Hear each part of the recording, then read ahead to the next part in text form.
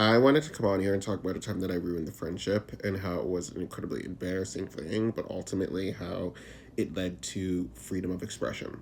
It led to understanding myself and how I do not regret it at all. So, about a year ago, I was in a play and I just moved to New York City. I was sort of like, yeah, la, la, la, you know.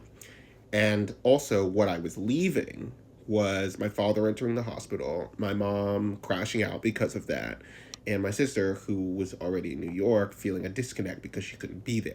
And without going into specifics, my dad's okay now.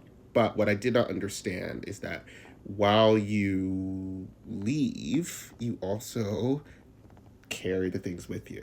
And that's exactly what happened. So I start this new play, and there was this guy who was in the cast, and he was effervescent, he was loud, he was boisterous, he was sunny.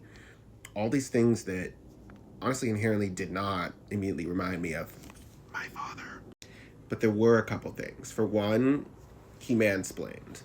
And, it's annoying, but it's also a trait that I felt a very close relationship to. Not only did he do that, but he also was passionate about politics. He read the newspaper. And he was like 28.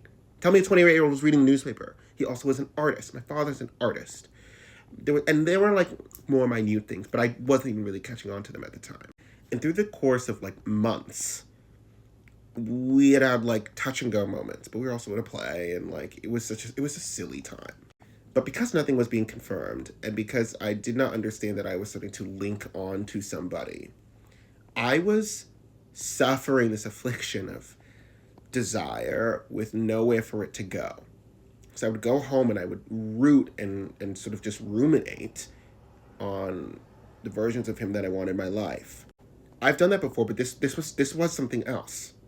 And I think it was something else because I had placed the burden on him of being a father figure, which I did not have a history of and do not and have not done since. And long story short, we kissed. But that's as far as it got. And then after we kissed, he said, "Bye bye." And I said, "What?" And I was really thrown because I'd actually spent the entire summer not only working at my own courage, but almost like digging out his own desire for me, which is exhausting and should not have been happened. So when he decided ultimately that he didn't want me, I was immediately thrown in the dark. I felt like it was whiplash. It was 1 second I'd finally got him on a date. The date went well, where I shared my entire life story, because that's always what you fucking do on a first date. And then we shared a kiss. I've never felt as high in my life than when that night that we had kissed and I had just gone to my bedroom. Like I was on fire. So then ultimately, when it didn't go my way, I couldn't handle it. And I definitely said some stupid things. I definitely acted some stupid ways. And I definitely am glad that I did all of the things that I did. Because I felt it. And because he felt it for moments. Because it's who I am. Because I am blunt. Because I am passionate. Because I want reciprocation. Because I want communication. And he was only sometimes giving me those things. It ruined the friendship. Like, it ruined the friendship. We don't talk. We have incredible amount of mutuals who I now can't really work with.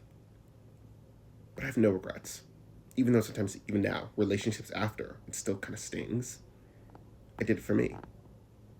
And he's not my dad. And I'm okay. And I love myself for being brave in the ways that he wasn't. Ruin the friendship.